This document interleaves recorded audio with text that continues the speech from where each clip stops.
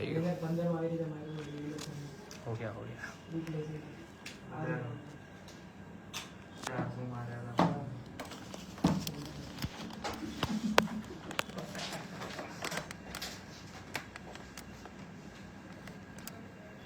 Wait बता रहे થોડુંક પાછળ મૂકી દે. એવું કંઈક કરવું એટલે આમાં જોઈ લો કેવું દેખાય છે પ્રીવ્યુ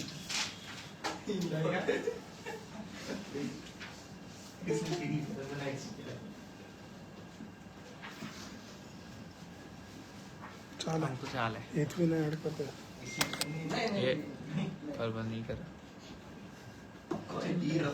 થોડું જતું રહે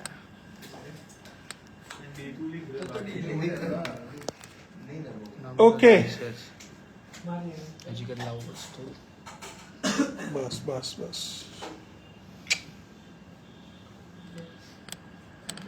અહીંયાથી એને આમ વાળને આમ છે.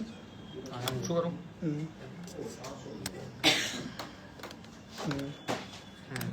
That's done છે થઈ ગયું ચલા હાથ ખેંચતો જા. નહીં તું એક્સિડન્ટ ના કર.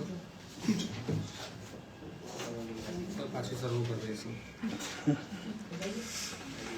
ઓકે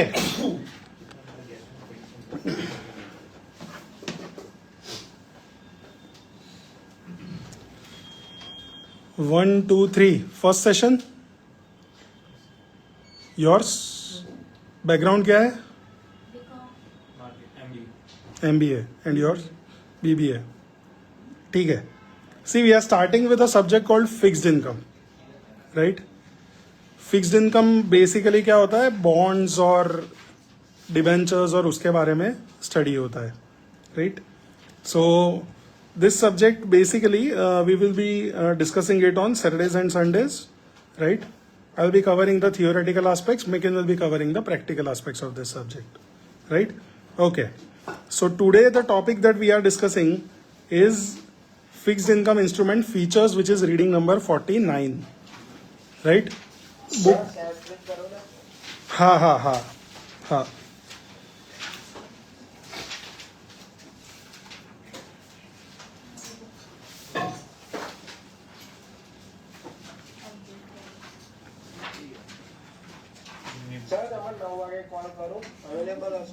હા મારે હા વાંધો નહીં આવે હું ગાડીમાં જઈશ ત્યારે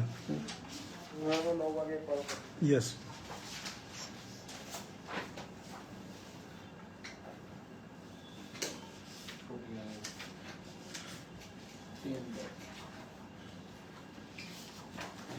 ठीक है रीडिंग नंबर 49 मिला सब लोगों को अभी नहीं आई है you are in the group not yet so अभी एक काम करो आगे आ जाओ share it with someone copy एक ही निकलवाई होगी शायद ऐसा होगा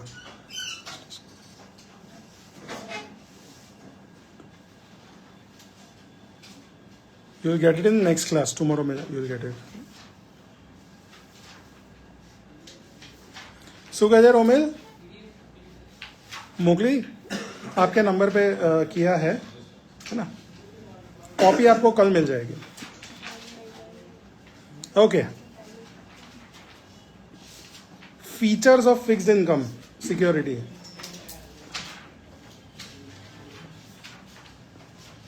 तुम तीनों क्यों यहाँ पे बैठे आज ओके हाँ नहीं नेगेटिव एनर्जी आ रही है चलो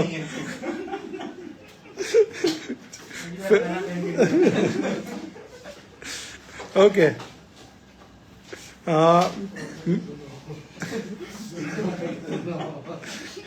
major type of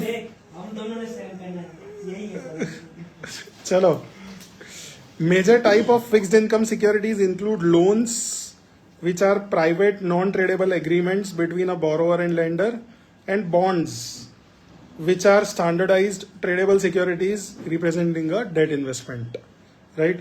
So fixed income में दो मेन चीज आती है, लोन्स आती है जो mainly banking and non banking finance companies के लिए एसेट्स होते हैं, वो ट्रेडेबल नहीं होते हैं, लेकिन उनके सामने भी बैंक्स मॉर्गेज बैक सिक्योरिटीज और कोलेटरलाइज्ड इंस्ट्रूमेंट्स कर करके उनको बेच देती है, ठीक है? वो हम देखेंगे किस तरह से करती है, ठीक है? और बाकी बॉन्ड्स होते हैं, राइट? बॉन्ड्स इंडियन कंटेक्स्ट में हम समझते हैं कि भाई जो गवर्नमेंट ने इश्यू किया वो बॉन्ड है, जो कंपनी ने इश्यू किया वो डिबेंचर है, ठीक है? लेकिन यूएस में वो लोग हर एक फिक्स्ड इनकम सिक्योरिटी को बॉन्ड ही बोलते हैं, राइट? वो लोग कंपनी ने इश्यू किए हुए बॉन्ड्स को कॉर्पोरेट बॉन्ड्स बोलते हैं, otherwise they use the term bonds, right? जो गवर्नमेंट इश्यू करती है उसको शॉर्ट टर्म के जो इंस्ट्रूमेंट्स है उसको वो लोग ट्रेजरी बिल्स बोलते हैं, they call them T bills, right? Basically, they are fixed income securities. So they have three things, right? The first thing is they will provide you fixed income, right? They have fixed coupon rate, they have fixed maturity, right? And they redeem those instruments on maturity, right? So you invest money, you know that after so many years I will get my money back. In case of shares, you won't know that because a share has a basically perpetual succession, right? जब तक company चलेगी तब तक उसका share रहेगा. So if you are holding period of 50 years, right, it will be difficult for you to find out a bond which will give you income for 50 years. So you will have to invest money in shares और commodity और real estate, right? But in US there are some companies which issue perpetual bonds, like Disney हो गया, right? जैसे Coca Cola हो गया, वो लोगों ने परपेचुअल बॉन्ड्स इश्यू किए हैं. परपेचुअल बॉन्ड्स में क्या होता है कि वो कभी मैच्योर ही नहीं होंगे, लेकिन उनका इंटरेस्ट जो होता है वो नॉर्मल बॉन्ड से काफी अच्छा होता है, राइट? सो परपेचुअल बॉन्ड्स में भी लोग पैसा इस तरह से इन्वेस्ट करते हैं, राइट? सो इस तरह से अगर ये लॉजिक है तो फिक्स्ड इनकम सिक्योरिटी को वैल्यू करना रिलेटिवली आसान हो जाएगा, क्योंकि वो कितने टाइम पे मैच्योर हो जाएगी, मैच्योरिटी पे कितना पैसा तुम्हें देगी और मैच्योरिटी तक कितना पैसा देगी, ये सारी चीजें तुम्हें पता है, तो उसका वैल्यूएशन हमेशा आसान होता है, राइट? वैल्यूएशंस का जो फादर बोला जाता है अश्वत्थ दामोदरन, वो बोलता है कि value of any security is the present value of the cash flows that you can generate by investing in that asset. So shares में मुझे कितना कैश फ्लो मिलेगा वो मुझे नहीं पता, लेकिन फिक्स्ड इनकम सिक्योरिटी में मुझे कब कितना कैश फ्लो मिलेगा वो एग्जैक्टली पता है, इसलिए उसको वैल्यू करना आसान हो जाता है. समझे ना?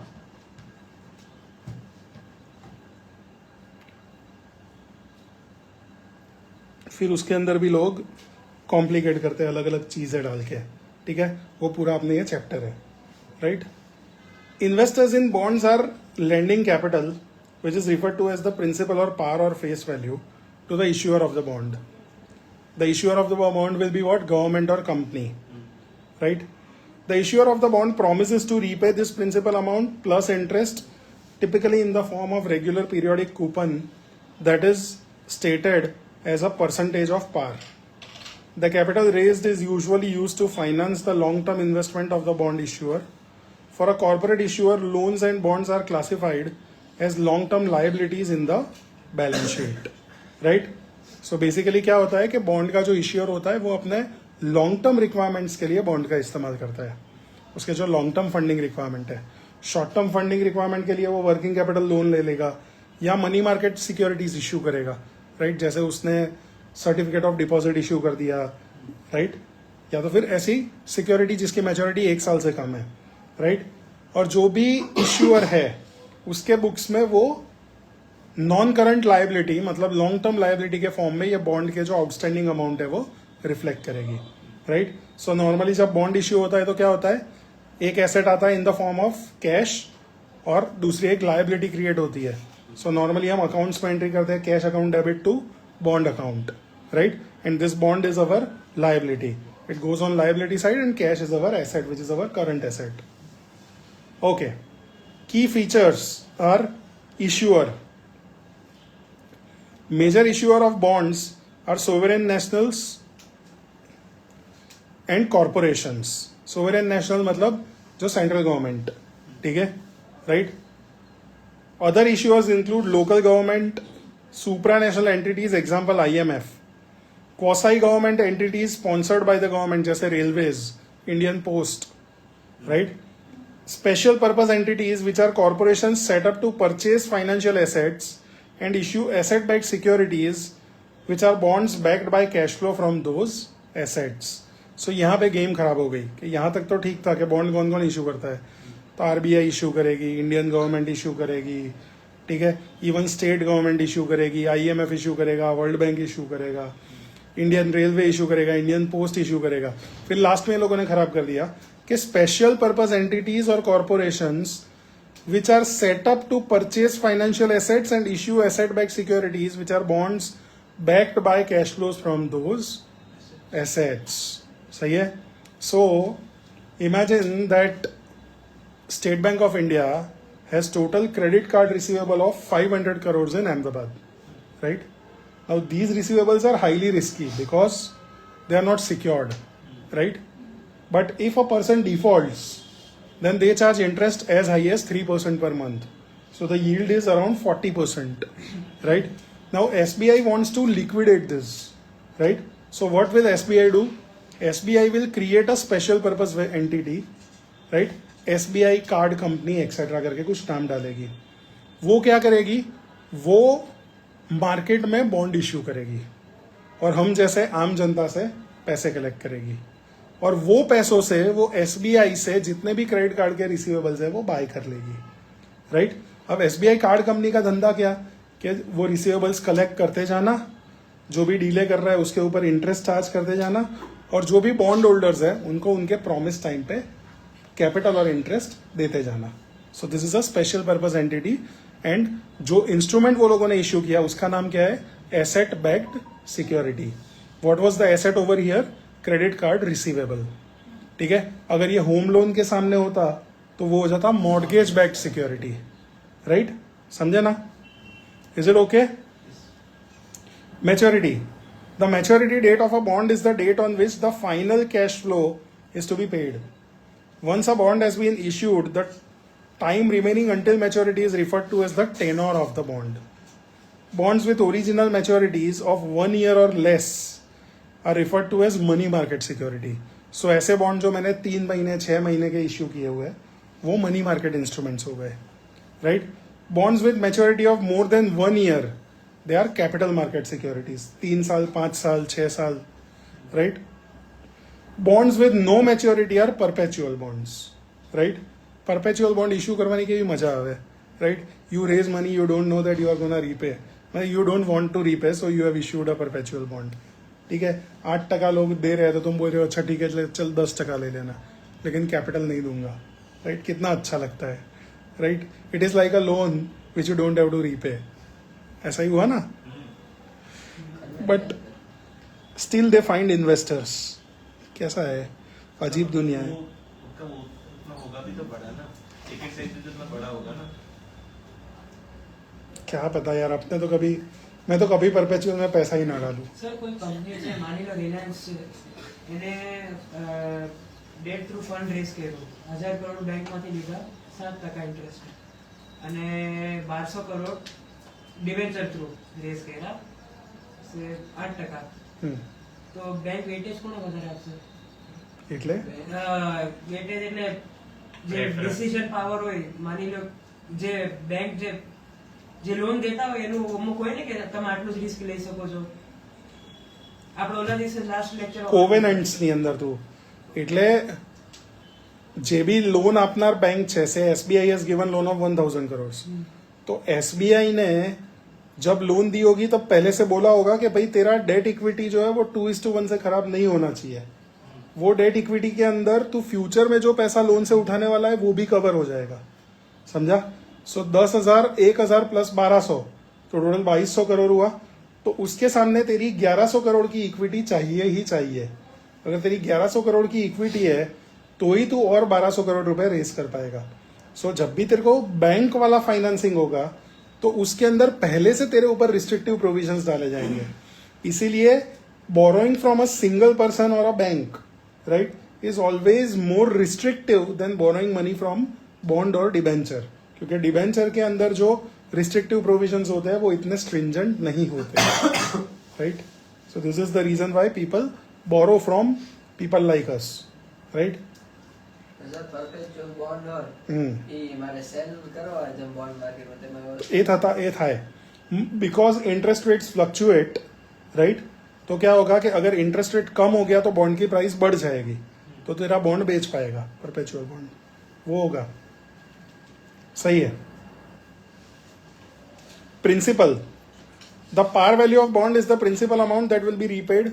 Repayment of principal typically occurs at maturity, but debt instrument may specify that principal is paid back gradually over the life of the instrument, such as a mortgage loan।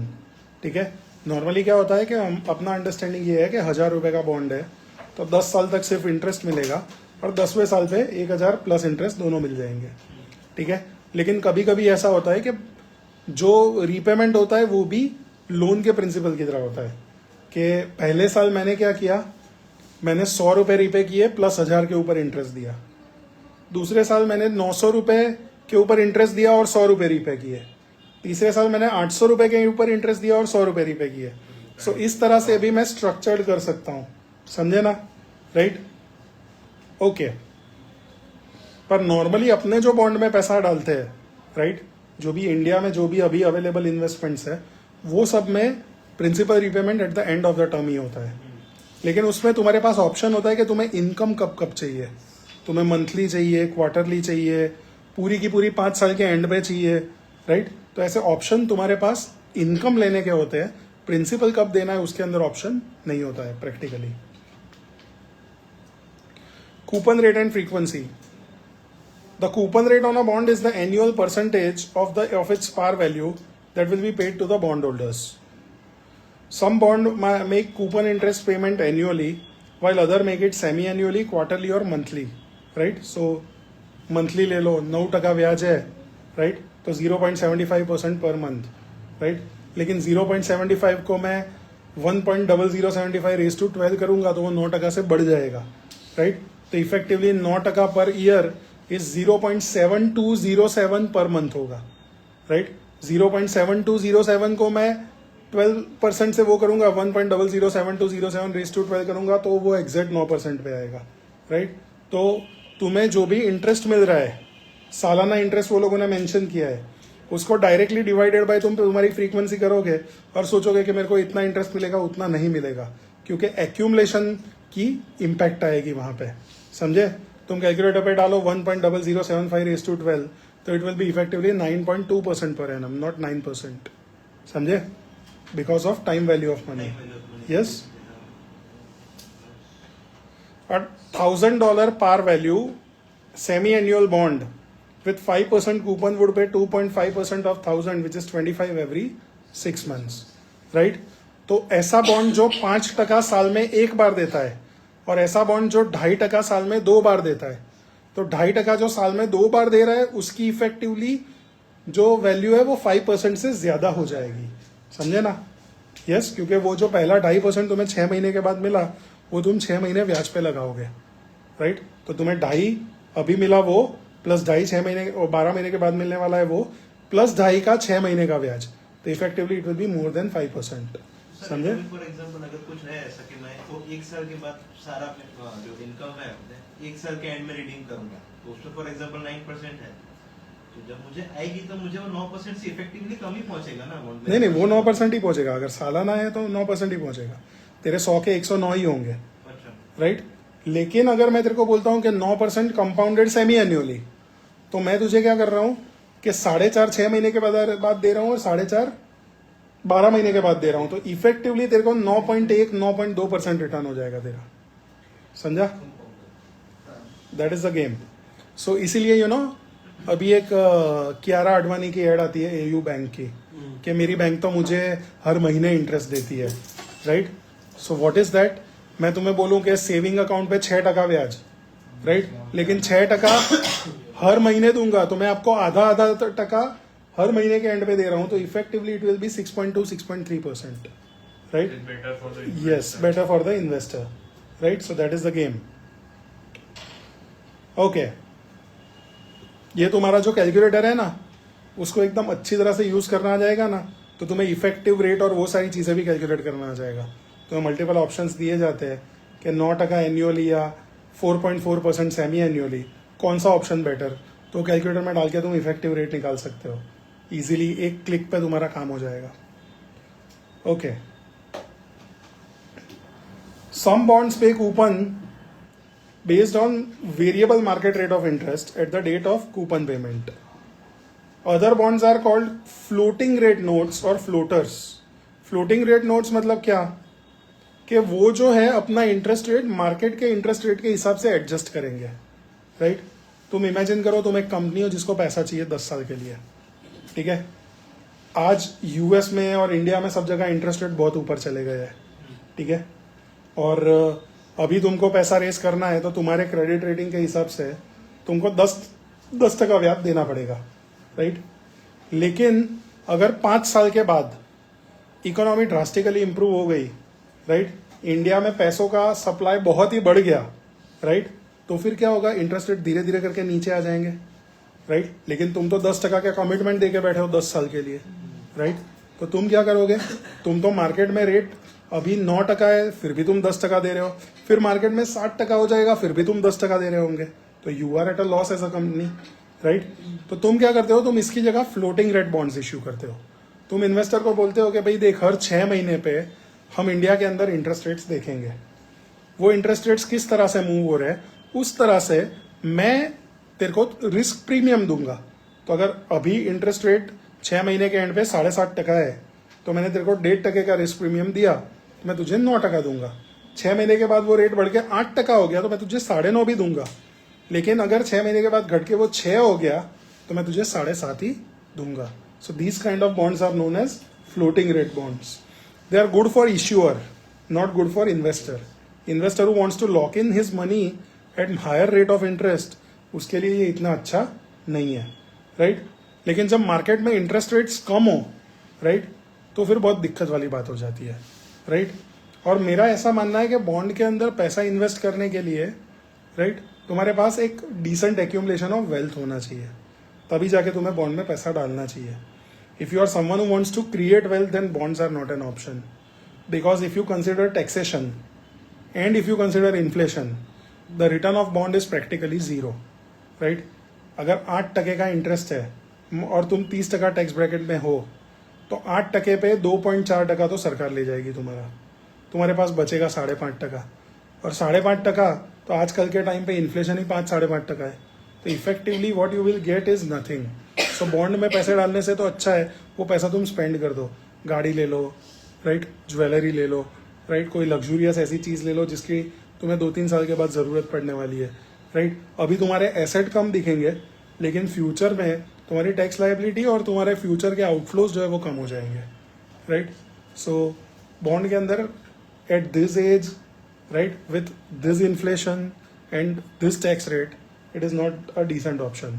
हाँ, कोई तुम्हें 9-9.5% का बॉन्ड है जो अच्छी खासी क्रेडिट रेटिंग का है और तुम 30% टैक्स ब्रैकेट में नहीं आ रहे हो, तो इफेक्टिवली पोस्ट इन्फ्लेशन तुम्हें 3-3.5% रिटर्न मिल जाएगा, right? Say you are in 10% tax bracket और 9% का बॉन्ड है, तो तुम्हें 8.1% रिटर्न मिलेगा। इन्फ्लेशन मान लो 6% भी हो गया तो भी तुम्हें 2% का एक्सेस रिटर्न मिल जाएगा, राइट? सो उस सिचुएशन में पैसा डालना ठीक है, right? Okay, the variable market rate of interest is called market reference rate, and the FRN, floating rate note, promises to pay variable reference rate plus a fixed margin. The added margin is typically expressed in basis points. 0.01% मतलब 1 basis point, 0.10% मतलब 10 basis point. तो मैं अपना bond किस तरह से issue करूंगा, 150 basis points over and above the Mumbai Interbank offer rate. इस तरह से मैंने बॉन्ड इश्यू किया, तो माइबोर का जो भी रेट होगा प्लस 1.5%, ये मेरे बॉन्ड का इंटरेस्ट होगा, समझे? सो बैंक्स जो लोन देती है तो वो क्या करती है, बैंक्स एक PLR डिसाइड करती है, prime lending rate. What is a prime lending rate? अपने प्राइम कस्टमर को अगर मुझे क्लीन लोन देना है विदाउट एनी कोलैटरल, तो मैं उसको किस रेट पे लोन दूंगा, वो रेट बैंक ने डिसाइड किया। प्लस उसके ऊपर अगर हाउसिंग लोन है तो 200 बेसिस पॉइंट्स ओवर PLR, अगर ऑटो लोन है तो 300 basis points over PLR, education loan है तो 400 basis points over PLR, right. Personal loan है तो 500-600 basis points over PLR, right. तो इस तरह से बैंक्स अपने इंटरेस्ट रेट्स डिसाइड करेगी। PLR चेंज होगा तो तुम्हारा इंटरेस्ट रेट भी बढ़ेगा घटेगा, समझे? Okay, give me a break of 1 minute. Shankarlal, 8 पड़ी गई 106 पर। मैं सोचा था मजा आएगा, घर जाके मैच वैच देखूंगा। अच्छा हुआ लास्ट 10 ओवर देख लिए उनके बैटिंग के। स्टूडेंट लोन्स का बहुत ज्यादा वो है। हाथ खींचो और थोड़ा पानी पिलाओ। पहले पानी ही पिला दो यहाँ से। साउथ अफ्रीका, ये पाकिस्तान ऑस्ट्रेलिया, को मजा आएगी। इंग्लैंड બધા હવે જીતી નેધરલેન્ડ हमारी party. So England has lost 3 out of 4। અને આજે એ લોકો પહેલાની પોઈન્ટ્સ ટેબલ પર છેલ્લા થઈ ગયા છે। और अपने सामने तो हारेंगे ही हारेंगे। ઇંગ્લેન્ડ એ લોકો આપણે હરાઈ દેશે क्या है લખનઉ જ્યાં બી હોય લખનઉ। પહેલેથી। ટર્નિંગ ટ્રેક અને કાલ તો હજુ ફૂટબોલ સ્કોર રમાડશે ને બોર્ડ। ખાલે ખરેખર બોલ્ટનું કંઈ કરવું પડે હો। અને કાલ તો ધરમ જારા बोल्ट और हेनरी उनके पहले 10 ओवर। બોલ્સ વેંગે હતા સર એટલે કાલે જો આપણે ચેસ કરવાના આવી ગયો તો मेरे को तो अभी से टेंशन हो रहा है पहली 10 ओवर का, क्या करेंगे पता नहीं, क्या क्या डालेंगे। ચડે જાય સારું થયેલા સર આ વખતે ઓસ્ટ્રેલિયા પહેલા જ મેચમાં આપણી પાસે થઈ ગઈ 5-3 5 नहीं 0 બે ત્રણ હતું તો બે ત્રણ. એટલે પણ બેટ્સમેન ના થોડી હતા બેટ ના ડેલો હા એટલે બે એલબીડબ્લ્યુ એક વાઇડ હતો એટલે ઓલું હા એક લેગ બાય હતું રન તો પણ જો બે એટલે જ થયા તમે તો તે કે पर ठीक है, ખીચ રહા खींचो।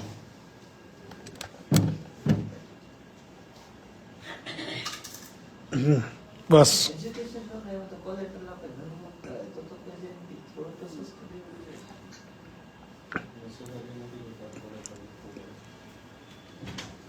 કોલેટરથી મતલબ છે ને ઘર છે એટલે આમ તો એકચ્યુઅલમાં તો એવું હતું કે અમુક અમાઉન્ટ સુધી એજ્યુકેશન લોન હોય તો એમાં કોઈ કોલેટરલની રિક્વાયરમેન્ટ જ નથી, પણ જો કોલેટરલ હોય તો બી education loan will always be more expensive because of terms like moratorium, right.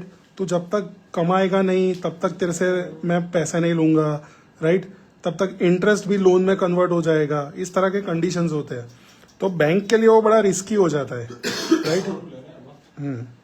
એમાં જે નોમિની હોય એમાં ફાધર જ રહી શકે ને?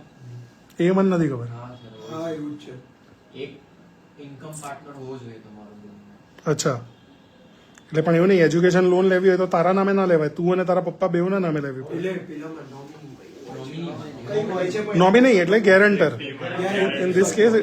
in this case it will be a guarantor, ठीक है। some bonds pay no interest before maturity, they are called zero coupon bonds, right। और प्योर डिस्काउंट बॉन्ड्स, तो लोग इसके अंदर पैसा क्यों डालेंगे, क्योंकि ये बहुत बड़े डिस्काउंट पे इश्यू होते हैं। 1000 रुपए का बॉन्ड है, 4 साल में मैच्योर होगा, लेकिन इश्यू हुआ होगा 700 रुपए में, राइट। तो 700 से 1000 तुम्हारा 300 रुपए का प्रॉफिट होगा, तो उसके ऊपर जो भी इंटरेस्ट तुमने अर्न किया वो, राइट। बीच में तुम्हें कोई इंटरेस्ट नहीं मिलेगा, समझे। Pure discount refers to the fact that these bonds are sold at discount to their par value and interest is all paid at maturity when bondholders receive the par value. A 10% $1,000 zero coupon bond yielding 7% would sell for a bit more than 500 initially and pay $1,000 at maturity.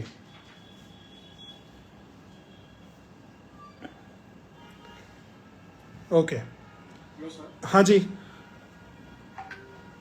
yes. Sir એટલે જે આ discount pure discount bonds જે છે તો like એ actually આમ કે સારા કહેવાય ને? સારા કહેવાય ને, જે લોકોને એક્યુમલેશન જોઈએ છે વેલ્થનું, રાઈટ, એ લોકો માટે સારા કહેવાય ને।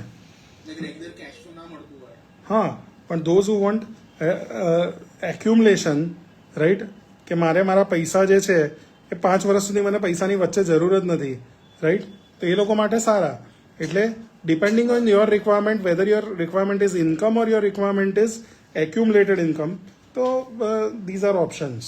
અને સર ગાઈડલાઈન છે ને કઈ કે જે મ્યુચ્યુઅલ ફંડ મેનેજર છે બોન્ડ્સ એ લોકો આ રીતે ડિસ્કાઉન્ટ બોન્ડ્સમાં ના ઇન્વેસ્ટ કરી શકે? Yes yes yes yes yes.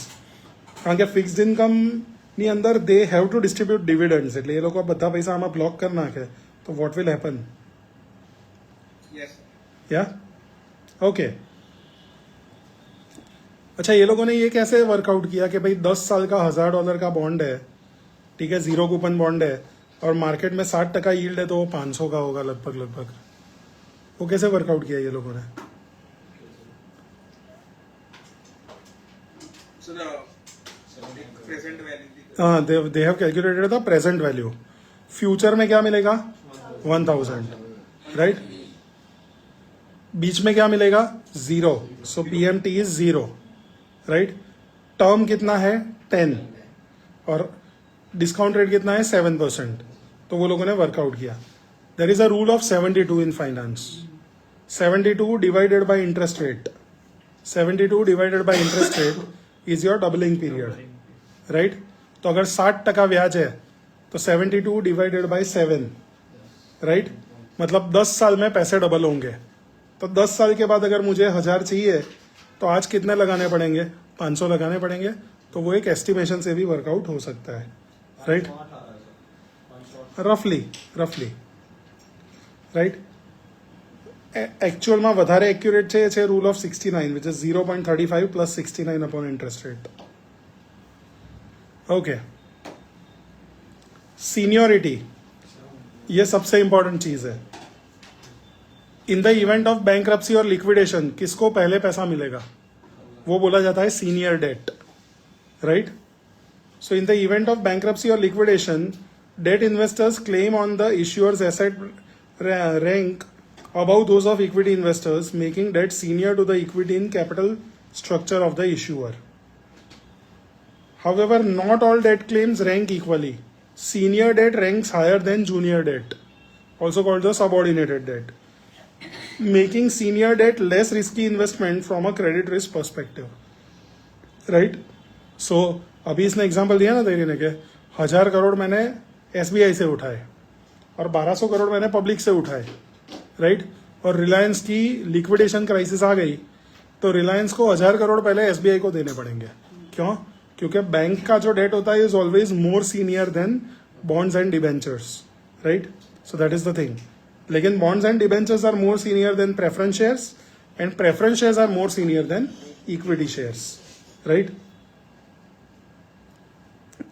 Contingency provision.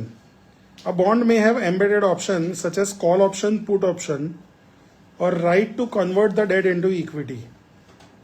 We will describe them in later readings. वो later readings में करेंगे तो हम भी तभी देखेंगे, right? हमको कोई जल्दी नहीं है, right?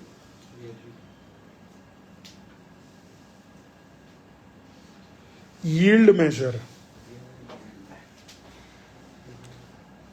Okay. मैं तुम्हें बोलता हूं कि भाई 10 लाख रुपए का बॉन्ड है, राइट? और सालाना तुमको 9% इंटरेस्ट मिलेगा, राइट? और आज वो बॉन्ड 10,40,000 पे ट्रेड हो रहा है, राइट? उसकी 10 साल की मैच्योरिटी है, राइट? तो ये बॉन्ड की यील्ड क्या हुई, राइट? तो वो तुम वर्कआउट कर सकते हो. Yield is the actual return that you can generate by investing in the bond if you hold the bond till it's maturity, right? ये बॉन्ड तुम्हें सालाना कितना इंटरेस्ट देगा? 9%. तो 10 लाख का 9% मतलब 90,000 रुपए तुम्हें 10 साल तक इंटरेस्ट मिलेगा. तो 90,000 रुपए तुमने कहाँ पे डाल दिए? अपने कैलकुलेटर में पेमेंट में डाल दिए. Payment is something which you get every year, right? Future value क्या हो गई तुम्हारी? 10 लाख रुपए जो मैच्योरिटी पे मिलेंगे. एन हो गया तुम्हारा 10 साल. और आज ये बॉन्ड कितने में ट्रेड हो रहा है? 10,40,000 पे. तो पीवी में तुमने डाल दिया माइनस 10,40,000, राइट? पीवी और एफवी की साइन अलग रखने की, वरना तुम्हारा आंसर नहीं आएगा, राइट? क्योंकि एक इन्वेस्ट हो रहा है और दूसरा मिल रहा है. सो दोनों ऑपोजिट कैश फ्लोस है, राइट। और तुम एक यील्ड वर्कआउट करोगे तो तुम्हें यील्ड मिलेगी, this yield will be less than 10%। क्यों? क्योंकि अगर 9%, लेस देन 9%, 9% ब्याज देने वाला बॉन्ड अगर मार्केट में प्रीमियम पे ट्रेड हो रहा है, मतलब मार्केट तो 9% से भी कम ही एक्सपेक्ट कर रहा है।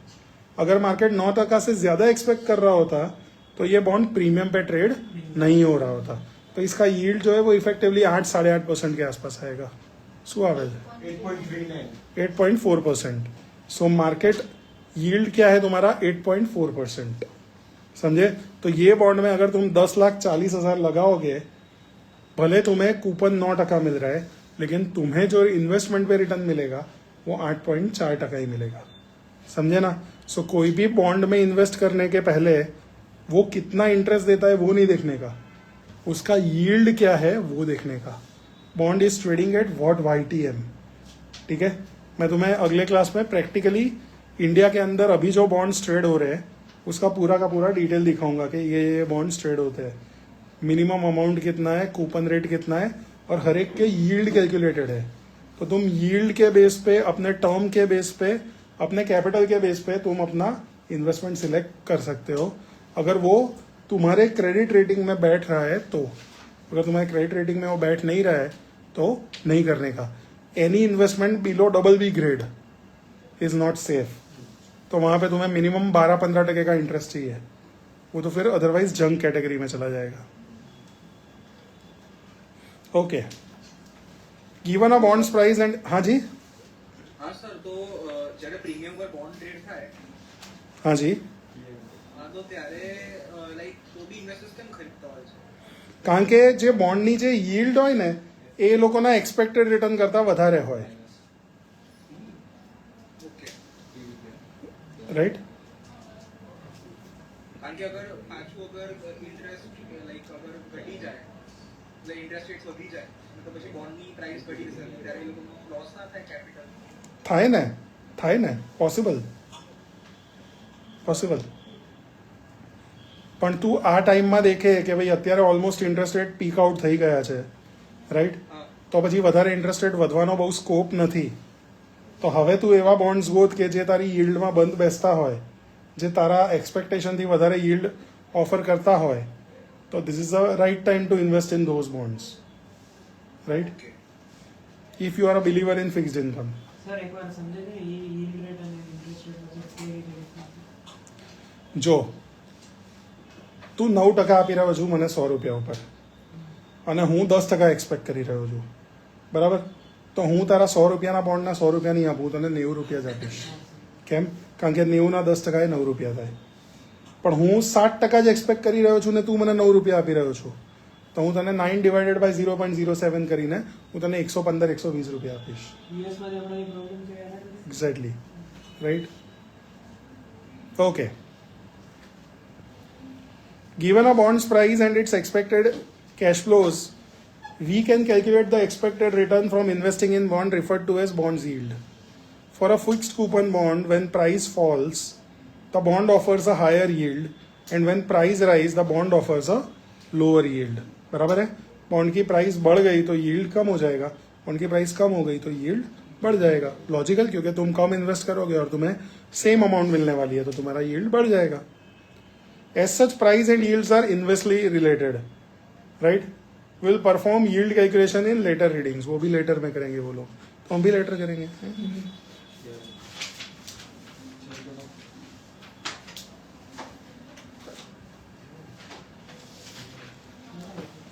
For a given issuer, we will likely find that bonds of different maturity will offer different yields. Graphical plot of these yield versus maturities referred to as yield curve, right? An example of US Treasury yield curve is displayed as under. जैसे जैसे right initially maturity बढ़ेगी, वैसे वैसे तुम्हारा yield curve ऊपर जाएगा, तुम्हें ज़्यादा इंटरेस्ट देना पड़ेगा, और फिर वो लॉन्ग टर्म इंटरेस्ट एक्सपेक्टेशंस के हिसाब से वो बदल जाएगा। समझ रहे हो? तो अभी किसी बैंक को, तुम किसी बैंक में जाओ और बोलो कि मेरे को 1 साल का FD करना है, तो बोलेगा 7.5%। तुम बोलोगे मेरे को 2 साल का करना है तो बोलेगा चल 8%, फिर तुम बोलोगे 5 साल का करना है तो बोले चल 6.5%। क्यों ऐसा हो रहा है? क्योंकि लॉन्ग टर्म का जो इंटरेस्ट रेट है वो लॉन्ग टर्म मार्केट में डिमांड सप्लाई क्या होगी उसके बेस पे है। लेकिन शॉर्ट टर्म में मुझे तुम्हारी जेब से पैसा निकालना है तो मुझे टर्म बढ़ेगा तो मुझे तुम्हारे को इंटरेस्ट भी ज्यादा बढ़ा के देना पड़ेगा, राइट? अदरवाइज कोई 2 साल की एफडी नहीं करेगा, राइट? 1 साल की एफडी के 60% है और 2 साल की एफडी के भी 60% है, तो तुम सोचोगे कि 1 साल के बाद देखूंगा ना, फिर से 1 साल की कर दूंगा, right? So that is the game.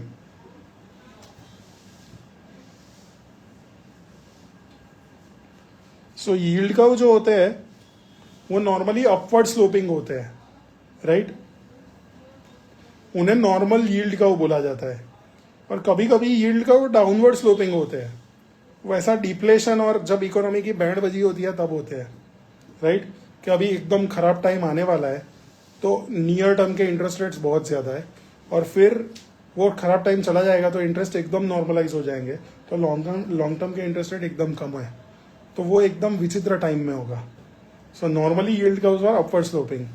2 महीने का जो बॉन्ड होगा उससे ज़्यादा 4 महीने का बॉन्ड का इंटरेस्ट होगा, 6 महीने का जो बॉन्ड होगा उसका इंटरेस्ट 4 महीने के बॉन्ड से ज़्यादा होगा, 1 साल का जो बॉन्ड होगा उसका 6 महीने से ज़्यादा होगा, लेकिन 10 साल का जो बॉन्ड होगा उसका हो सकता है कि 1 साल से कम भी हो।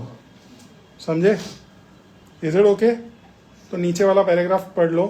यील्ड का वो अपवर्ड स्लोपिंग होते हैं और कभी कभी डाउनवर्ड स्लोपिंग भी होते हैं।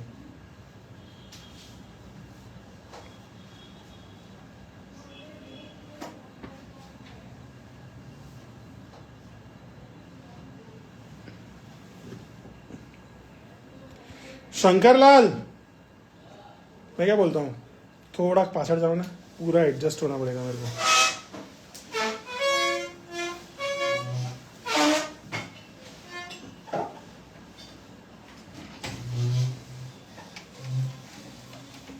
पूरा टेबल को धक्का मारो और फिर पूरा एडजस्ट करके जाओ।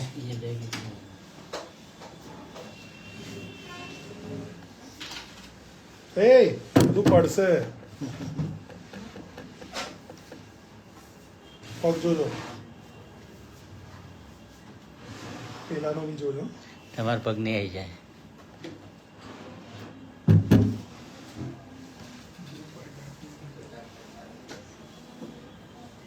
रोको, ये तेरे को भी खींचो।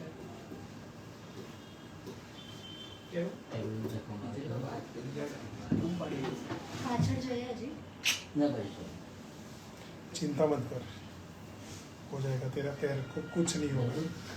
बराबर हो गया? खींचो खींचो हाँ। खींचो खींचो, हाँ पीछे से इसको बराबर करो। मारी बाजू ली। और पैर पे पैर रखो tight.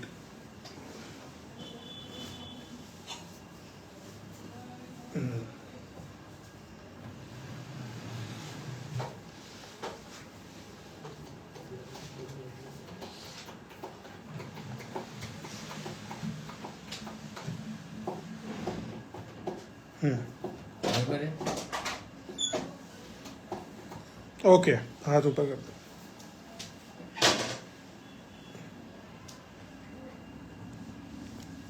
The government bonds are often deemed to be the lowest credit risk in a particular market due to the fact that bonds are backed by tax raising power of government.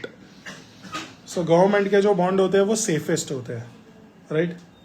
लेकिन कुछ government के bond safest नहीं होते हैं, right? Argentina ने 2-3 बार टोपी पहनाई है अपने बॉन्ड इन्वेस्टर्स को, क्या बस नहीं दे रहा है पैसा। अपने भी 91 में ऑलमोस्ट टोपी पहनाने की हालत में आ गए थे कि बस खत्म हो गया सब कुछ, ठीक है? Okay, Spain, right? लोग जहाँ पे बहुत घूमने जाते हैं, इटली, राइट? ये सब गंदी हालत में है। ये सब के बॉन्ड्स में पैसे इन्वेस्ट करने से अच्छा है कि तुम इंडिया की कोई कंपनी के शेयर में पैसा डाल दो, राइट? ऐसी हालत है। हाँ, वो तो मतलब अलग ही लेवल है। तेल खत्म, वेनेजुएला खत्म। ओके, होंगे ना, हर एक के बॉन्ड तो होंगे ही। उनके बॉन्ड में उनके शेयर शेयर में किसी से मॉडल ट्रेडिंग नहीं आता है। उनके शेयर चाइना खरीद रहे हैं। अपना तो कैश भी बाउंस होता है ऐसे है वो लोग. Okay, a government bond yield curve is commonly used as a benchmark to assess the extra returns offered by more risky issuers such as corporations. For example, a 5-year corporate bond were yielding 6% and 5-year government bonds are yielding 5%. So the spread is 1%. This is known as credit spread. समझे ना? So difference between the RBI bond and the Reliance का bond, right? वो क्या होगा? उसको क्या बोला जाता है? Spread. फिर आता है bond indenture. Bond indenture is basically what? It is a contract between the issuer of the bond and the investor of the bond, right? So that is bond indenture. Bond indenture defines obligation of and restrictions on the borrower, including the sources of repayment, and it forms the basis for all future interactions between the bondholder and the issuer. Source of repayment. The source of cash flows required to be paid by the bond issuer depends on the nature of the issuer and type of the bond issue. Sovereign bonds are repaid from taxes on economic activity and in some cases the ability of a government to create new currency, right? मैं जितनी currency छाप पाऊंगा उतना repay भी कर पाऊंगा, right? This tends to result in sovereign debt bond being perceived as the lowest credit risk in a particular region, right? कल मैं एक चीज सुन रहा था कि ये जो लड़ाइयाँ जो है ना, ये हुई नहीं है, ये करवाई गई है. बिकॉज ये लोगों ने इतना सारा पैसा छापा, राइट? और वो पैसों से ग्लोबली इतना सारा इन्फ्लेशन बढ़ गया, तो अब वो पैसों को कहीं ना कहीं तो सक इन करना पड़ेगा, वो पैसों को डिस्ट्रॉय तो करना पड़ेगा ना कहीं, राइट? तो इसके लिए वॉर्स और ये सारी चीज़ें होती है, राइट?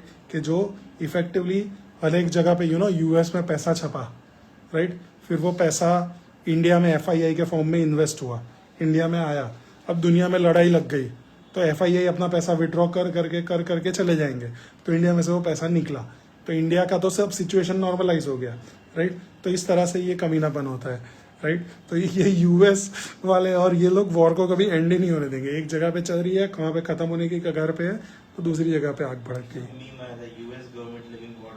हाँ, फैक्ट है. And there economy does well when there is war. मतलब टू दैट एक्सटेंट कि रशिया ने जब यूरोप को ऑयल सप्लाईज और नेचुरल गैस सप्लाईज देना बंद कर दिए, तो कमीना यूएस उनको ज्यादा भाव पे दे रहा था. US was exporting that thing to Europe, right? So look at the मतलब वल्चर्स बोलते हैं ना, right? They are perfect vultures of this world. अरे हाँ, यूएस के डिफेंस का कितने शेयर्स शूट हो रहे हैं. तो इंडिया में क्या हुआ? मतलब मस्गांव डॉक, और वो nobody knew what bloody Mazagon dock is, right? 175 रुपए का इश्यू आज 2100 रुपए पे ट्रेड हो रहा है वो शेयर, राइट? वो बनाएंगे, क्या बोलते हैं उसको, सबमरीन को, पनडुब्बी, राइट? ये सब बनाने के ऑर्डर्स मिल रहे हैं इनको, राइट? ये मतलब पूरी इंडस्ट्री वल्चर वाली है.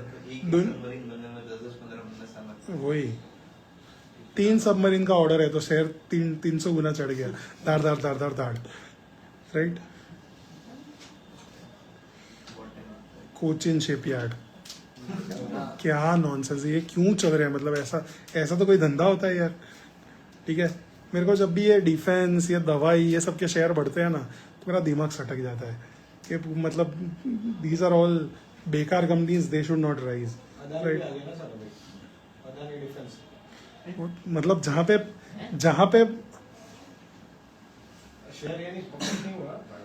रिलायंस वाले भी कर रहे हैं, उनके पास है. तो वो तो रिलायंस नेवल है ही ना, वो अनिल अंबानी का था ही ना. हाँ, मतलब उसकी वैल्यू भी धीरे धीरे करके जीरो हो गई. नहीं सर, 171 करोड़ है मार्केट कैप उसका. पर that share was trading at more than 100 rupees at one point of time. ये तो बेचारा नाम अंबानी की जगह, मुकेश की जगह अनिल लग गया, तो वो शेयर पे जंग लग गया, right? He was he was on the verge of I think buying out Gujarat Pipavav shipyard, ऐसा कुछ वो बाय करने वाला था, या तो फिर उसने कुछ इस तरह से कुछ बाय तो किया हुआ ही है अनिल अंबानी ने। सो जेन्युइन सेंस में एसेट्स है उसके पास अभी भी थोड़े बहुत। Okay, local government bonds are repaid from local government taxes or revenue from operational infrastructure such as toll roads, right? So government को नर्मदा डैम बनाना है तो गवर्नमेंट ने नर्मदा सरोवर निगम लिमिटेड बॉन्ड इशू किए थे। वो बॉन्ड इतने सॉलिड थे, उसका जो यील्ड था वो 12-12.5% का था और मैच्योरिटी 20-25 साल की थी। तो जिसके पास भी वो बॉन्ड थे ना, तो उनके घर पे चिट्ठियाँ आती थी कि हमको पता है कि आपके पास ये बॉन्ड है, राइट, आज के रेट पे इसका भाव ये हो सकता है, लेकिन हम आपको उसके ऊपर 25% प्रीमियम देने को रेडी है, आप हमें वो बॉन्ड बेच दो, राइट। ऐसे लेटर्स आते थे, राइट। सो गवर्नमेंट को जब भी ऐसे बड़े इंफ्रा प्रोजेक्ट्स करने हो ना, और उनको बड़े बड़े IMF और वर्ल्ड बैंक के लोन्स नहीं मिलते हैं, राइट, तो वो इस तरह के बॉन्ड से पैसे रेस करते हैं, राइट। अभी यूपी गवर्नमेंट के बहुत सारे बॉन्ड्स चल रहे हैं, मध्य प्रदेश गवर्नमेंट के बहुत सारे बॉन्ड्स चल रहे हैं, केरला गवर्नमेंट के बहुत सारे बॉन्ड्स चल रहे हैं, right, power specific, infra specific, right, and these bonds they give yield of 9% ये 9% ब्याज देते हैं, लेकिन इनमें मिनिमम टिकट साइज 10 पेटी होती है, राइट। तो रिटेल इन्वेस्टर जो है वो उतना जल्दी इन्वेस्ट नहीं कर सकता, लेकिन 3-3 साल की मैच्योरिटी, 10-10%, 9% यील्ड, तो they are good investment options if your tax bracket is not very high. लेकिन 10 लाख वन शॉट में डालने वाले का टैक्स ब्रैकेट भी ऊंचा ही होगा, right. So that is the problem.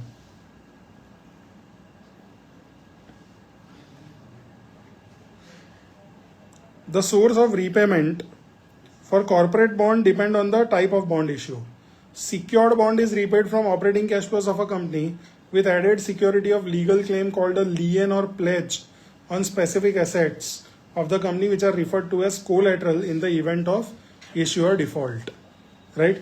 तो जब भी कोई कंपनी बॉन्ड इश्यू करेगी तो उसको एसेट को कोलैटरल के फॉर्म में रखना पड़ेगा, राइट। तो कितने एसेट कोलैटरल के फॉर्म में रखे उसको भी तुम्हें चेक करना हो तो तुम कंपनी के एनुअल रिपोर्ट के अंदर से चेक कर सकते हो, right. These contrast with unsecured bonds which have no such claim and is repaid only from the operating cash flow of the company, right.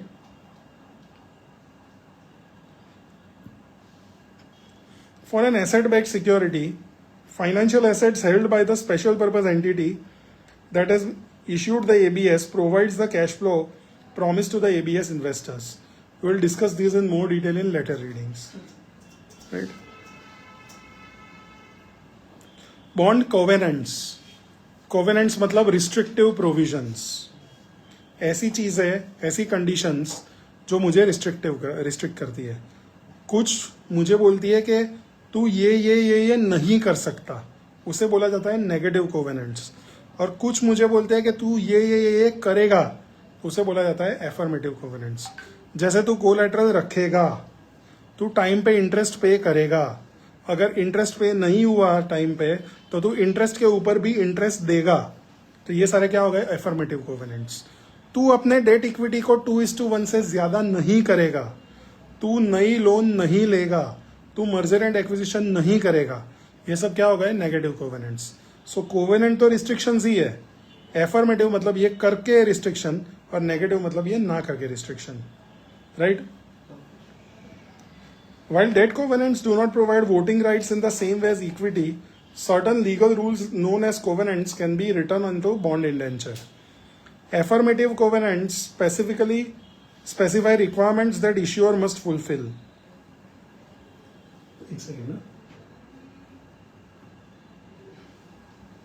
This may require the issuer to provide timely financial reports to bondholders, specify the use of proceeds from the bond issue, or specify a bondholder's right to redeem at premium to par if the issuer is acquired in merger or corporate takeover.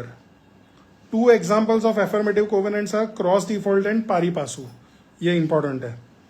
Cross default clause states that the issuer defaults on any other debt obligation, the issuer will also be considered default on this bond. तुमने loan का instalment देने में गड़बड़ की तो तुम bond के भी डिफॉल्टर माने जाओगे और इमीडिएटली तुम्हें बॉन्ड के पैसे भी रीपे कर देने हैं, बराबर. तो इसे क्या बोला जाता है? Cross default, right. अब pari passu clause states that the bond will have to the same priority of claim as the issuer's other senior debt issue, right. Pari passu मतलब अगर तुमने लोन लिया है तो लोन 1000 करोड़ का है, बॉन्ड 1200 करोड़ के है और तुम्हारे पास 500 रुपए ही है, तो पेरी पासु क्लॉज होगा तो 500 1000:12 के रेशियो में बटेंगे, ना के 1000 रुपए बैंक के पास जाएंगे. समझे? तो इसे क्या बोला जाता है? पारी पासु. આનાથી બેંક કેવી રીતે agree થાય? બેંક એગ્રી ના થાય, પણ બેંક પછી તારે બોન્ડના પૈસાની જરૂર હોય ને બોન્ડ ઇન્ડેન્ચર વાળા આ કરાવી નાખ્યું, બરાબર. અને બેંકે એવું નથી લખાયું કે અમે સિનિયર મોસ્ટ, તો પછી બેંકે માનવું પડે. એટલે બેંકની અંદર તારે એવું લખાઈ દેવાનું કે our debt is the senior most, no pari passu provision allowed, right. तब जाके फ्यूचर में भी वो नहीं कर पाएगा, राइट. तो ये जो कॉन्ट्रैक्ट्स होते हैं ना, ये वैसे तो एक ही लाइन के हो सकते हैं कि मुझे पैसा दे मैं तुझे ब्याज दूंगा, लेकिन वो कॉन्ट्रैक्ट 100 पेजेस के क्यों होते हैं? क्योंकि क्या क्या हो सकता है वो सोच सोच के उसकी बैंड बजाने के लिए प्रोविजंस डाले जाते हैं, राइट. सो इसीलिए कॉन्ट्रैक्ट्स की चौपड़ी बन जाती है, right. Negative covenants. They place restriction on the issuers. These can include restrictions on entering into asset sale and lease agreements. बराबर कि तू ये धंधा नहीं बेचेगा, इतने एसेट से ज्यादा नहीं बेच पाएगा. Pledge on collateral. The company cannot use the same asset to back several debt issues simultaneously. एक ज एसेट ने 2 बार मॉर्गेज नहीं करे, right. Issuance of debt that ranks more senior than existing debt, referred to as negative pledge, right. So मेरे bond से ज्यादा senior debt issue नहीं कर पाएगा तू, right. Additional borrowing, share repurchase and dividend repayments, right. इससे ज्यादा dividend नहीं देगा, बायबैक नहीं करेगा और एडिशनल लोन नहीं लेगा, right. These actions can be subject to incurrence test related to financial ratios of the company. For example, they can only be carried out if debt to EBITDA is below a specific threshold. So debt to EBITDA अगर 5:1 से ऊपर चला गया तो नई loan नहीं देंगे हम तेरे को, right. Negative covenants protect the interest of the bondholders and prevent the issuing firm from taking actions that would increase the risk of default. However, covenants must not be so restrictive that they prevent the firm from taking advantage of opportunities or responding appropriately to changing business circumstances. So covenants पैरों में बेड़ियां लगाते हैं, लेकिन इतनी ज्यादा भी बेड़ियां मत लगाओ कि तुम्हारे ग्रोथ पे उसकी नेगेटिव इम्पैक्ट हो, ठीक है ना. So this is the end of the chapter. चलो फटाफट इसके 2-3 MCQs देख लो. Number 2, fixed coupon bond price falls when negative relationship between price and yield, right. Bond indenture contains is only required in the event of lien and it relates only to the interest, and no, it contains its covenants. Number 4, a clause in a bond indenture that requires the borrower to perform a certain action is most accurately affirmative covenant. और पहला वाला क्यों छोड़ दिया? Fixed coupon bond will pay a coupon equal to its multiplied by face value, price नहीं. समझे ना? So this is the end of the chapter, right. Mikin sir will discuss a practical chapter tomorrow, right, and I am ending it right now.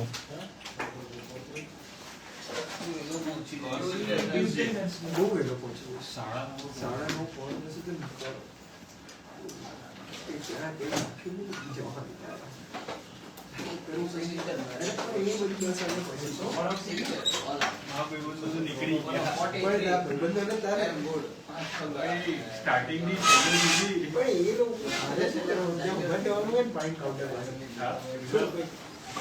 પણ આ phone કાઢ દે ને.